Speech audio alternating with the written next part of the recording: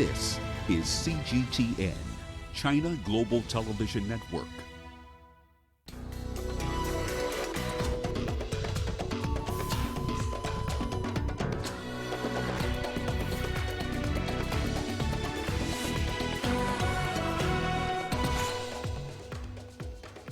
WHO and Africa CDC ask African governments to protect health workers as more than 10,000 contract COVID-19.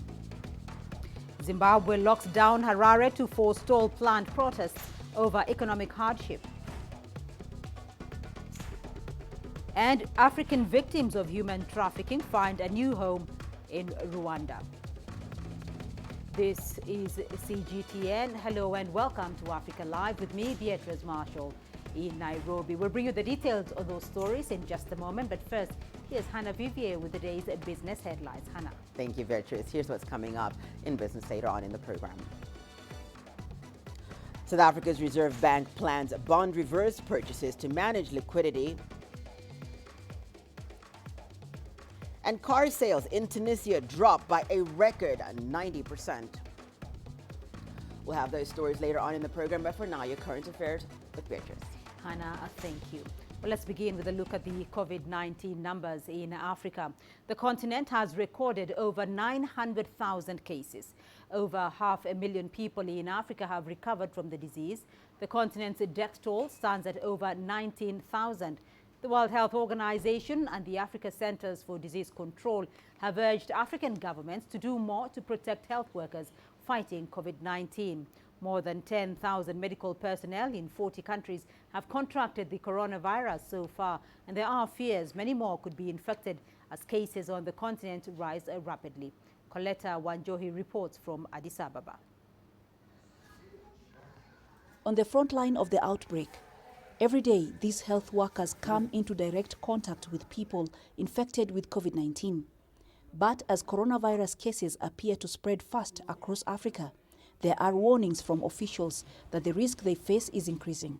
We know the number of infections, but we don't yet have the exact counts of those that have died because of the COVID infection. Many countries are reporting a large number of patients that are asymptomatic, which is a good thing, which means, but we now know that countries are beginning to see their hospital systems overwhelmed because they need to manage that. The World Health Organization says health workers with COVID-19 make up more than 5% of cases in 14 countries in sub-Saharan Africa alone. And in total, more than 10,000 medical personnel on the continent have been infected. The World Health Organization says the risk for health workers is heightened by inadequate access to personal protective equipment and also weak infection prevention and control measures in many countries. They and the Africa CDC are asking countries to invest in more PPE and facilities through an online portal that the Africa CDC has created that links countries directly to credible manufacturers. There are also warnings about other challenges medical staff face. They also suffer psychological pressures from working around the clock. We have seen in countries where the situation is serious how hard the healthcare workers, the doctors, the nurses, and others are working. And in some communities, they face stigma and discrimination because of fears and misinformation around this virus. Some hospitals have organized special programs to try and keep their workers motivated, but others are left to cope on their own. Africa is now closing in on 1 million cases of the virus, and the concern is that without more physical and mental support, medical staff trying to fight the virus will end up battling their own health problems. Coletta Wanjohi, CGTN, Addis Ababa, Ethiopia.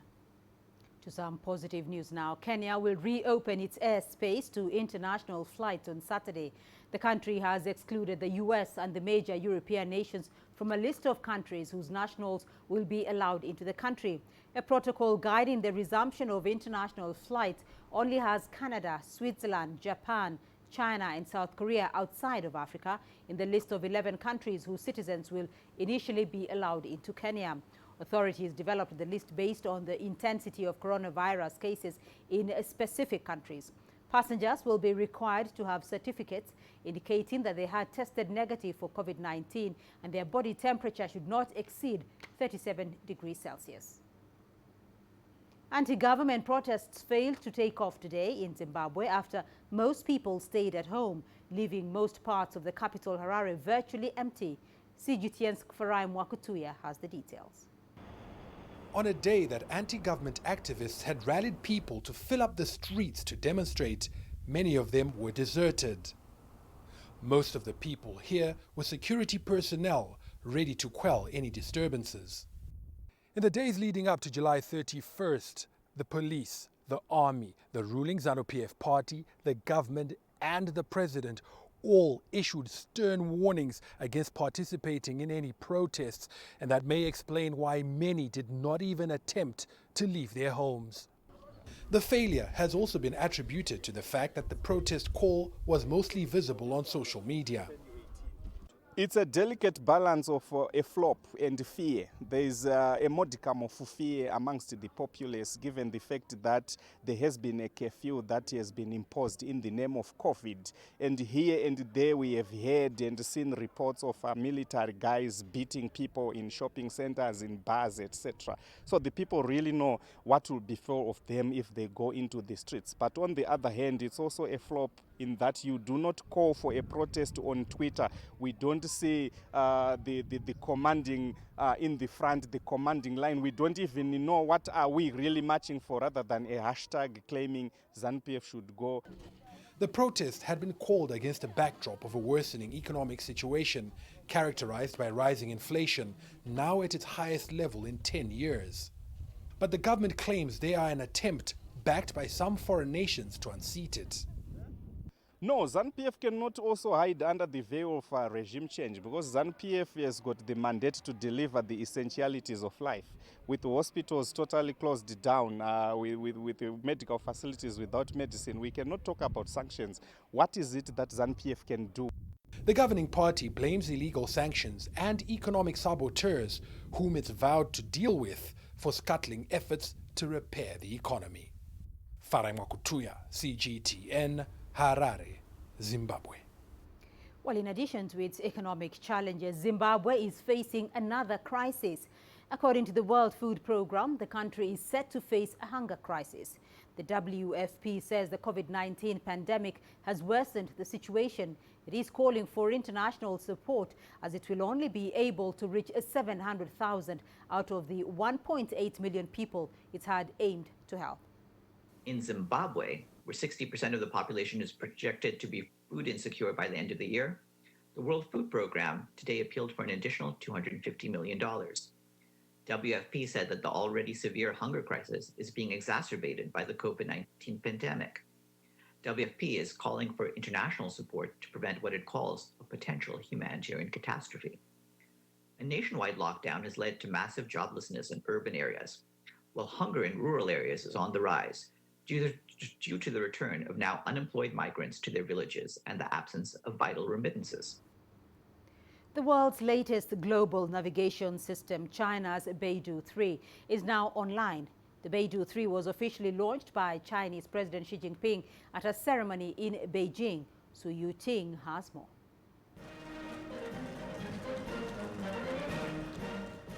This is the moment Chinese engineers have been waiting for nearly 30 years.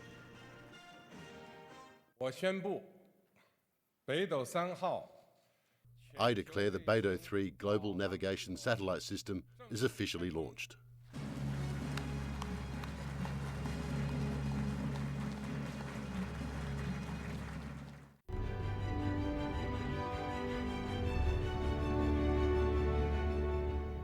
The 30th BeiDou 3 satellite, the last of the series, was launched on June 23rd.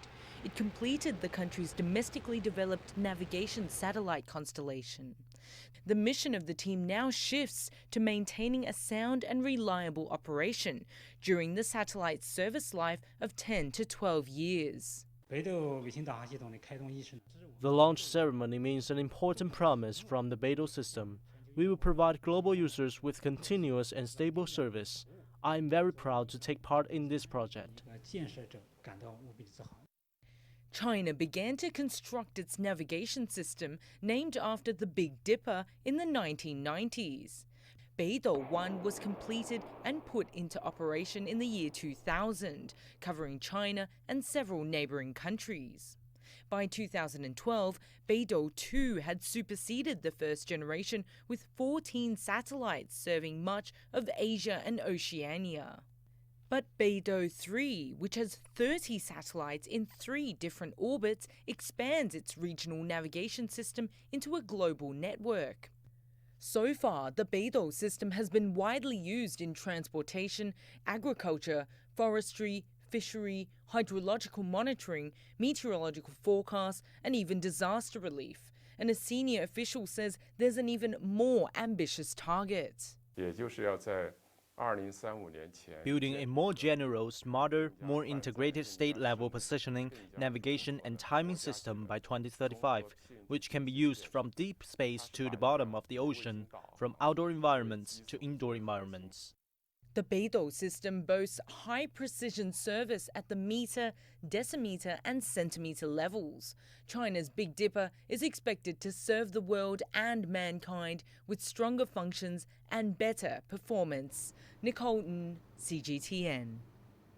Earlier, we spoke to Xu Yangsong, the Director General of the Asia Pacific Space Cooperation Organization. He shed more light on the significance of the system. Currently, we have 4 constellations, globally speaking, that is operational now. The GPS being the number 1 operational system, followed by GLONASS, Galileo, and BeiDou. So all of these 4 constellations are currently working in orbit, providing timing and positioning services to the global users. The importance of BeiDou 3 and its inauguration into a satellite, we would call it service provider of the navigation system, will further enhance the precision of applications that would enable the users to have better service, globally speaking. Currently, we have also regional augmentation system that is using the geostationary geosynchronous orbit satellites, a total of 6 of them, that can have a better service in Asia Pacific region. Well, we are exploring all the possibilities of interconnecting the navigation system with the AIs and 5G and Internet of Things. This is a novelty. The construction of the BeiDou system is also very conducive to the development of such related industry. We have to make a connection, connecting all the dots, let's say, between the AIs, the 5G, the Internet, and the BeiDou, and even more extent to the space sector as a whole.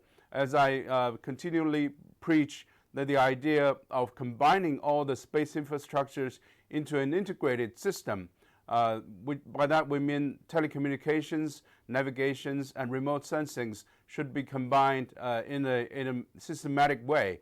The BeiDou has demonstrated the communication is capable of combining into the constellation of navigation. But in the future, we will combine also remote sensing satellites, in particular synthetic aperture radar and more active remote sensing systems into the constellation to make better use of the spaceborne infrastructure and its relations to the new technologies such as 5G and AI. Authorities in Hong Kong say they are postponing Legislative Council elections scheduled for September. Chief Executive Carrie Lam says it was a difficult decision. Now, the Legislative Council General Election is held once every 4 years. It is a really tough decision to delay it, but then we want to ensure fairness, we want to ensure public safety and health, and also we need to make sure that the elections are held in an open, fair, and impartial manner. So this decision is therefore essential. Carrie Lam says the election will be held on September the 5th next year. The announcement comes after Hong Kong reported 121 cases on Friday, the 10th day in a row that the daily figure has been above 100. It also comes a day after 12 opposition lawmakers and activists were disqualified from competing in the legislative elections. They were accused of not upholding the basic law. You're watching Africa Live. Still ahead on the program. Wildlife officials link the death of hundreds of elephants in Botswana to a naturally occurring toxin. And African victims of human trafficking find a new home in Rwanda. You don't find the stories of North Africa by sitting on the sidelines. You've got to get out, go there, and you'll find them. In the bazaars of Casablanca, among the crowds in Cairo, who come to visit Cairo, the ancient capital of Egypt. Along the waters of the Nile, along the sands of the Sahara. No one else will take you where we can in North Africa. No one else will show you what it's all about. CGTN, see the difference.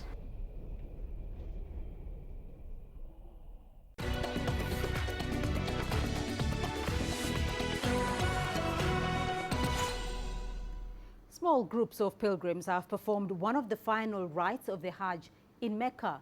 Authorities said only 1,000 pilgrims already residing in Saudi Arabia would be allowed to perform the Hajj this year, down from 2.5 million from around the world who took part last year. The Saudi Health Ministry says there have been no coronavirus cases among the pilgrims. The last days of the Hajj coincide with the 4-day Eid al-Adha, or a feast of sacrifice, in which Muslims slaughter livestock and distribute the meat to the poor. But many are unable to fulfill this tradition this year, as the pandemic has pushed millions closer to the brink of poverty. To Botswana now, where preliminary tests to establish the reason behind the mysterious deaths of hundreds of elephants point to a naturally occurring toxin. Wildlife officials have been struggling to find out the cause of the deaths more than 2 months after the first carcasses were spotted in the Okavango region. Initial investigations appeared to rule out common causes like poaching and anthrax.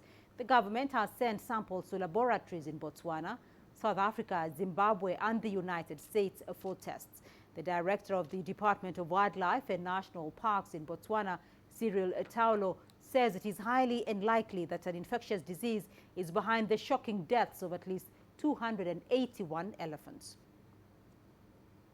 Human trafficking still remains a serious problem on the African continent, despite world leaders joining forces to try and end the activity. The United Nations Refugee Agency has managed to rescue some of those who have passed through the hands of abductors in Libya. In partnership with Rwanda's government, the UNHCR has provided the survivors with shelter and psychosocial care, among other things. Here's Jen Keo with the story. Samrawit is originally from Eritrea. Before arriving in Rwanda, she was taken by human traffickers and held captive for nearly 2 years in Libya. Samrawit says her captors sold their victims to different groups of traffickers and smugglers. They endured torture, extortion and sexual abuse. They gave us only 1 plate of food a day, and we all had to share. We ate 1 or 2 spoons per person. It was very dirty and we had no water. When we had our periods, it smelled terribly. You had to sleep on your side because it was very congested. I get very stressed sometimes because of everything I have been through. At the same time, I felt bad. I am relieved because I did not get pregnant or get a sexually transmitted disease. Last July, the smugglers finally took 350 of them to the Mediterranean coast to attempt to cross to Europe, but the boat later began to sink. Samrawit managed to swim for 8.5 hours and was rescued by the Libyan Coast Guard, who took her to a detention center. And with help from the UN Refugee Agency, Samrawit was evacuated to Rwanda last October alongside other refugees who had been in Libya. She's now receiving psychological care to help her heal from the trauma. While she hopes to be reunited with her brother one day, Samrawit is focusing on her healing and has taken up English classes. I am currently attending English language classes and they have asked me if I want to learn another skill like sewing. I am very happy and grateful. We have come from darkness to light. More than 250 people rescued from Libya live in the Gashora Transit Center on the outskirts of the capital, Kigali. Most come from Eritrea, Somalia and Sudan and have been given asylum seeker status. They are given shelter, food, water and medical care. Samrawit and other survivors also receive counseling. Every year, thousands of migrants go to Libya hoping to cross the Mediterranean to Europe, but instead face extortion and violence. UNHCR is calling on countries to protect refugees and migrants traveling through routes controlled by human traffickers and to hold those responsible to account. Jean Kale, CGTN. Hundreds of women and girls from Uganda who ended up in the hands of traffickers are still missing. Many are reportedly tricked into fake lucrative jobs abroad. The restrictions imposed to slow the spread of COVID-19 have made it difficult to get help to them. Isabel Nakiria reports. It's been 2 years since Winnie Nabokera's sister left Uganda for Oman to work as a maid. She has not communicated with her family in months. Miss Nabokera says a man who claimed to be a recruiting agent helped sign her sister up. But the silence from Oman is getting the family worried. We miss her. We want her back home. We feel there's a missing gap with her absence. We want her back. The Ugandan government helped repatriate over 500 migrant workers who were stranded in Arab countries because of COVID-19. Nabokera hoped her sister was on that plane, but she didn't return. She had told me her contract ends in June, but it's July already. So we're worried because if the people who took her care, she would have come back with these people who returned. We think she may never come back. Calvin Kayanja worked as a gardener in homesteads in Qatar and met many African domestic workers. He set up an agency to help repatriate them and says the pain he witnessed made him act fast. I started making videos which went viral on social media, calling for help. We used to take photos of these girls and we bring them to social media that this girl is a Ugandan, she was trafficked by so and she's in this place, she needs help. Every year, hundreds of girls are trafficked from Africa to Arab countries, lured by the promise of a well-paying job. There are allegations of human rights agencies and other offenses including sexual harassment, poor pay and illegal workloads. Uganda has running agreements with the UAE, Jordan and Saudi Arabia to help improve working conditions, but torture allegations still continue. The Ministry of Labour warns against using unlicensed labour agencies that are suspected to be trafficking girls. Kayanja's agency has helped return about 200 women and girls since it started 4 years ago. I got many links of big people, good Arabs, who are willing to help Ugandans. And those people decided to work with me. That's why I came with this organization. Because I had to stand and legally recognized by the government so that we can work together to see that we can rescue our girls who are suffering in the Middle East. Over 65 labor firms are accredited by the Ugandan government to recruit domestic workers. It's not clear how many Ugandan women are working in the Middle East, as there are many unlicensed employment agencies. Nabokera hopes Kayanja's agency will help bring back her sister, but she says each day of waiting feels like a lifetime. Isabel Nakiria, CGTN Kampala, Uganda. Google is now translating the ancient Egyptian language in collaboration with experts. The language known as hieroglyphics is written in pictures that depict meanings on the walls of pharaonic buildings. The software will help experts save time in translating the ancient language, while amateurs will find its interface easy to use. Adel Makhroui has the details. To most visitors of ancient Egyptian temples and tombs, that journey to witness ancient magnificence is always incomplete. Many are amazed to see the grand structures standing strong for thousands of years. But why these structures were built and what stories they depict has always been captured in hieroglyphics, the ancient Egyptian official language which very few people in the world understand. Google's Art and Cultures app is changing that experience by introducing translation technology. Such a technology will increase the passion for the ancient Egyptian culture. People are always attracted to its greatness. Now anyone can learn the language. The move will increase its popularity. It will also increase interest of people to come here to see the hieroglyphs on the walls of temples.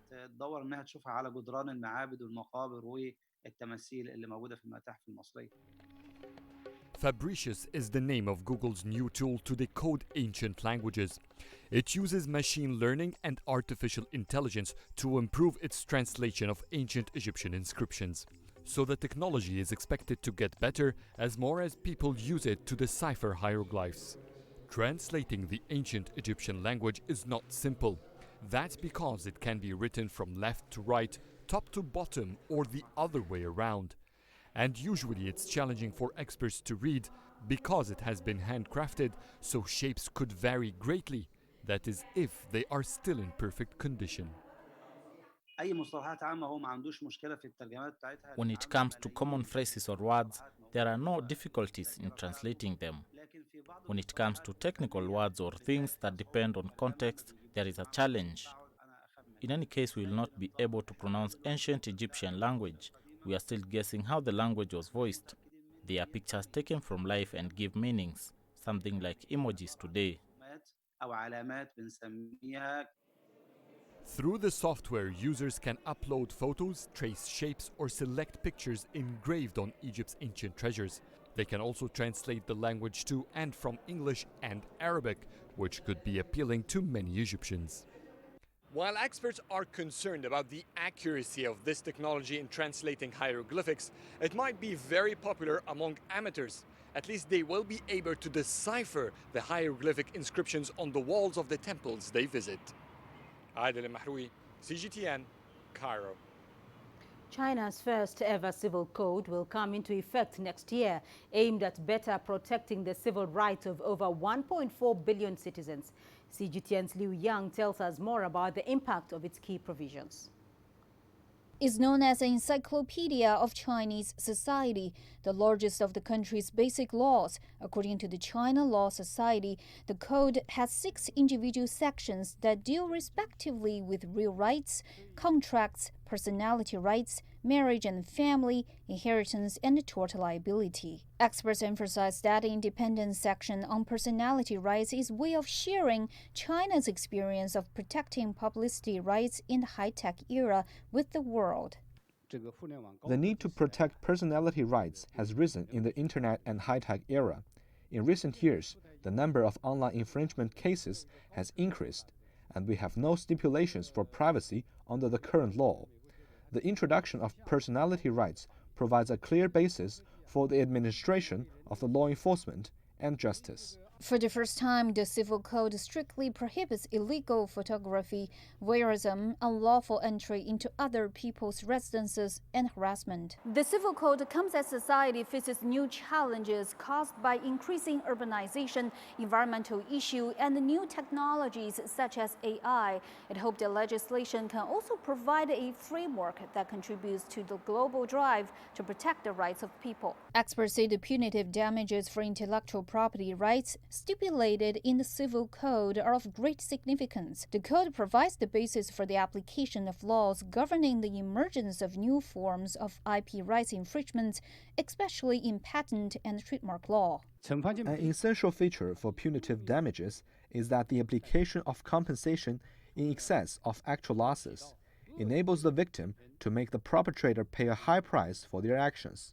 which can help curb this kind of infringement. The Civil Code will take effect in 5 months. Meanwhile, the legislature will strengthen laws and regulations related to the Civil Code, improve the relevant laws, rules, and judicial interpretations, and clear up, modify, or abolish any inconsistent with the provisions of the Civil Code. Liu Yang, CGTN, Beijing. Well, Hannah's now here with the latest business news. Hannah. Thank you, Beatrice. Well, here's what's coming up in the business news. South Africa's Reserve Bank planned bond reverse repurchases to manage liquidity. And car sales in Tunisia dropped by a record 90%. Africa is the nexus of enterprise, and global business will tell you why it matters. From the mega investment projects to multi-billion-dollar mergers and acquisitions. Africa today collects, just in terms of revenues from taxes alone, $545 billion a year. If you take 10% of that and you devote it to the energy sector, problem solved. All this on Global Business, weekdays at this time on CGTN.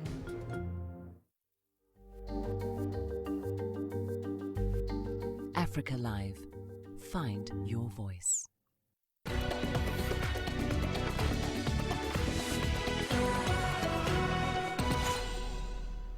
It's time now for the business news. South Africa's central bank will extend its toolkit to manage market liquidity by adding short-term bilateral reverse repurchases of government bonds from commercial banks. The Reserve Bank has taken a number of measures since March to manage market liquidity, including the launch of a bond buying program. The bank has decided to expand such operations. It says changes will be introduced from August the 3rd. The program is to be on an ad hoc basis, while the sum on offer would be at the SARB's discretion. South Africa's Reserve Bank plans to also apply greater flexibility by allotting debentures and long-term reverse repurchases at a wider variety of rates. Well, staying in South Africa, it has over 470,000 cases of the coronavirus. Its tourism industry, like so many others across the globe, is suffering tremendous losses from strict restrictions. Here's Tuli Shabalala with more. This is Cape Town, and on a normal sunny day, hundreds of tourists would be lining up to take the cableway to the top of Table Mountain. Crowds would fill the beaches of Camps Bay, and tour guides would be taking groups of people around the city. But since the outbreak of the coronavirus, tourist activities have completely stopped. For the past 5 months, South Africa has been under a strict lockdown to try curb the spread of the virus. And for those in the tourism industry, like Juma Mkwela, it's meant zero income. Since March, with the pandemic, it came when I would say lots of tourism business also, like with my business, we were not like ready or not so much aware.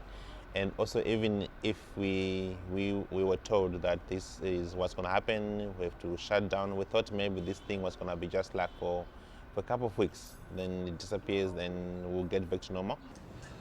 Mkwela is the founder of Juma Art Tours. His trips connect local families and tourists to give visitors a unique experience of getting to know local neighborhoods. Many local businesses, backed by the Tourism Business Council of South Africa, have called on the government to open local tourism and allow domestic travel.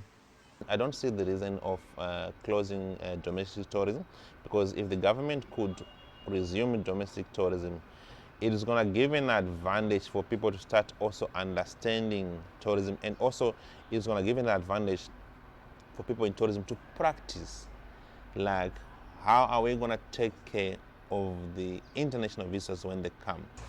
The Tourism Business Council of South Africa estimates a loss of $44 million a day.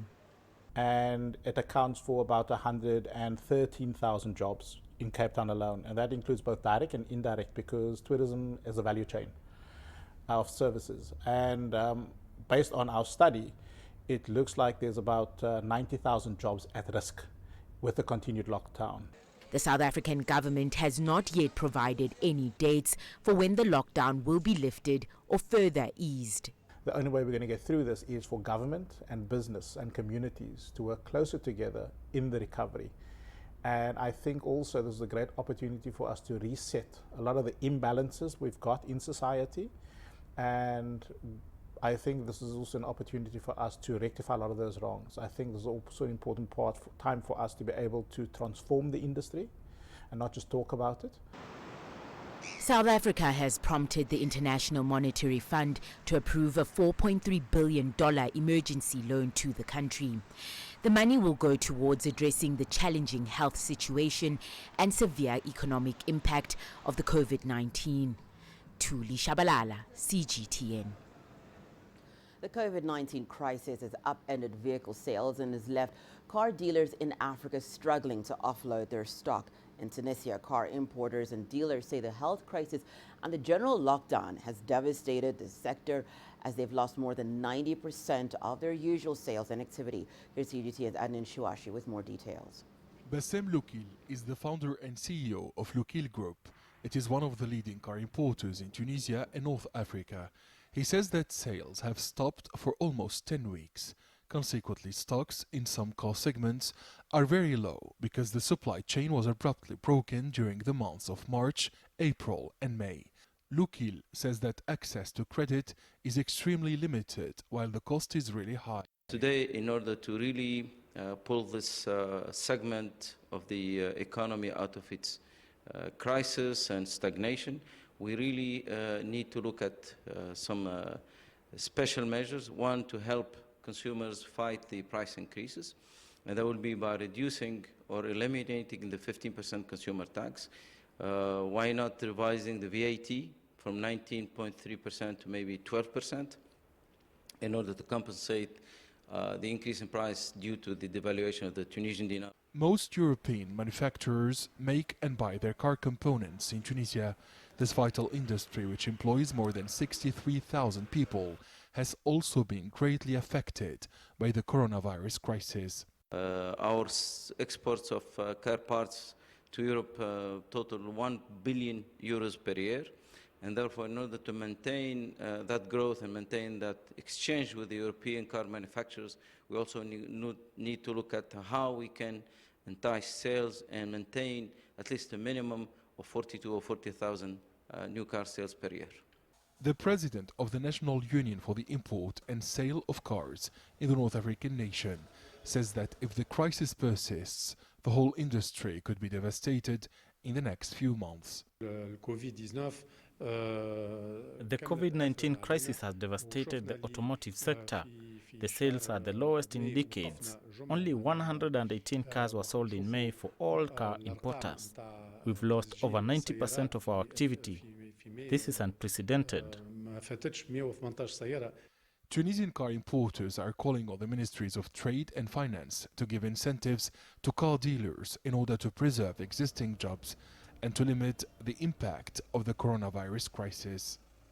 Experts assert that with fewer people likely traveling over the summer vacation period due to the pandemic, as well as the low purchasing power due to the economic crisis, car sales could slump even further if the state does not support car importers and consumers. Adnan Shawishi, CGTN, Tunis. Let's move over to West Africa now, where many sectors in Ghana have suffered as a result of the coronavirus pandemic. The property market is among the hardest hit. Nabil Ahmed Rafai now reports on how developers are hoping the internet can help them turn things around. Stephen Debra Ablometi's real estate business was hit hard when Ghana was locked down in March. The restrictions meant he couldn't carry out viewings as normal. We were unable to have interaction with our clients, so we have to find other means to reach out to them and to make sure business is as usual. So basically, yes, the panic was real. Stephen has now taken his business online, showcasing his homes to potential buyers through virtual tours. Ghana has eased restrictions, meaning viewing of homes is possible in person under strict adherence to COVID-19 safety measures. But Stephen says he's still seeing an increase in interest in online viewing. Estate developers say potential buyers of these houses now prefer to connect online instead of walking in to assess the property. And despite the challenges posed by COVID-19, they are seeing a recent increase in demand. And it's not just developers changing their ways. On construction sites where the houses are being built, protocols are being adopted to reduce the spread of COVID-19. instead of getting several masons and carpenters and laborers at one spot, in this bodily contact and, what COVID doesn't like, for example, you can put them into component development where you can have parts of the thing done somewhere under a controlled environment and then brought onto the site and assembled. Some developers, like Stephen, have made other changes too, offering people extended payment plans. In the past, every developer wanted to do outright payment. If somebody is buying a house, you say, pay me outrightly. But COVID has taught us that people don't have money, so you need to come up with some great payment plan. I know developers who are doing 5 years, some are doing 4 years, myself I'm doing 24 months in terms of payment plan for people to be able to buy these properties. Ghana's real estate industry was booming before the global pandemic. As the lockdown lifts and the economy tries to recover, developers like Stephen are hoping they can go back to that growth via the internet. Nabil Ahmed Rufai, CGTN, Accra, Ghana. Well, let's move outside our continental borders now to the U.S., which is feeling more economic pain from the impact of the coronavirus. New data shows that output there plummeted by more than 30%, the worst on record. Meanwhile, jobless claims rose again as lawmakers deadlocked over another emergency benefit program that could help Americans. Here's Owen Farkler with the details. For unemployed videographer Pea Nunez, the choice was clear. It's either to have to buy food and the basics or pay rent. And I decided to pay for my food, buy my food and be healthy mentally and physically. That meant Pea falling into arrears on the apartment she shares in Los Angeles. She now faces eviction. It's not enough for me, not even receiving unemployment, nor the few gigs that I've had. Across the United States, the economic picture is dire. Gross domestic product for the last 3 months down nearly 33%, while 1.43 million people applied for unemployment benefits in the last week, the second straight rise, though the numbers have dropped considerably since the pandemic first hit. What do we want?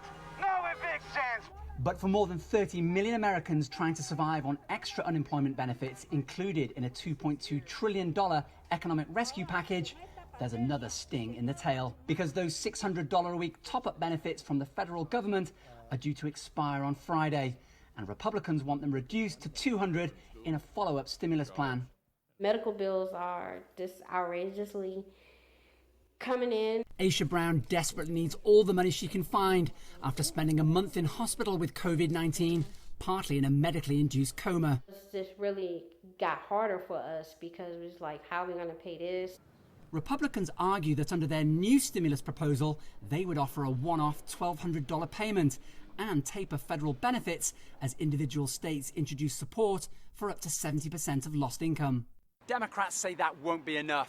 And whatever the size of the stimulus package, it will push the US national debt even higher. Too high for some conservative Republicans who also claim that handouts disincentivize the unemployed from looking for work. Owen Fairclough, CGTN, Washington. That's all the business news we have for you for now. I will be back at the top of the hour with global business. And security forces locked down major cities in Zimbabwe to prevent protests over economic hardships. We'll be taking a look at that stories and more stories that are making headlines in the world of finance. But for now, let's take a short break and return. More news with Beatrice Marshall.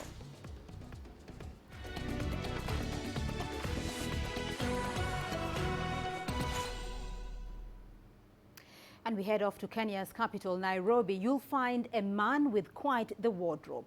James Maina Mwangi helps Nairobi's buses, locally referred to as matatus, plan their routes. Mwangi always makes sure he wears a colorful suit. And now he's donating some to those hard hit by the coronavirus pandemic.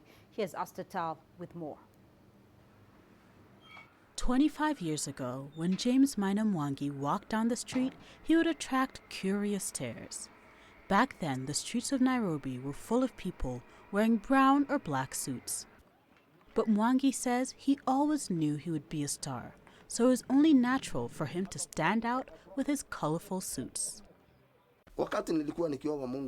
God gave me wisdom and showed me all the colors I can wear so I can be different from other people, and that is how I started. People did not understand what I was doing, but they would say I look very smart, and they slowly bought into the idea, and now men are dressing in all colors. Mwangi also makes it a point to donate his suits to churches and street children.